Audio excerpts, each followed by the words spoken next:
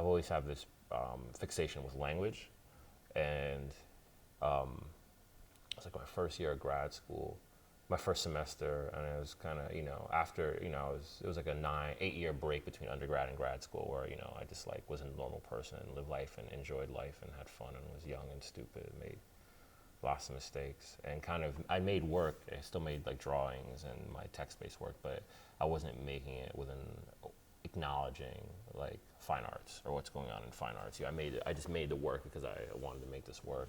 So coming into school, there's this, this history and jargon that I wasn't really, it's my first contact, it's like coming to the shores of the new world, and I was like, I kind of focused on the language of art, my first semester. I was making those kind of paintings in school that I talked about earlier, but I was still fixated on this kind of the language I was hearing in crits, and kind of somewhere along the line in that first semester, I thought it'd be funny if I would create this character kind of based on this like deaf comedy jam comedian to talk about this discourse, this fine arts critical discourse.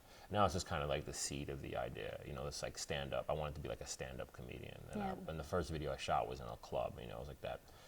It was Hennessy Youngman live at the Laughway House, where I shot that, and it was kind of using that trope of black comedy where you talk about differences between blacks and whites. And that was like my first iteration of that. It was all about language at first. I wanted to kind of excavate this like kind of like heavy, this like academic language, or this kind of like mindset that comes out of that language.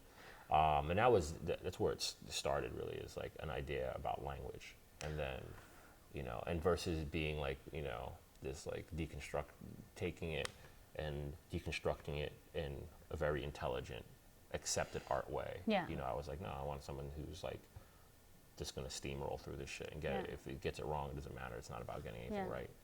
So that's kind of. It's in some ways it feels like a water filter. Yeah. It's like, let's get the good stuff at the bottom. Oh, thank you. I feel like with that stuff,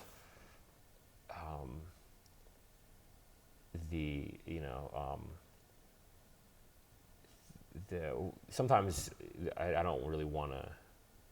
Sometimes I don't mind fabricating a history, or I don't really care about.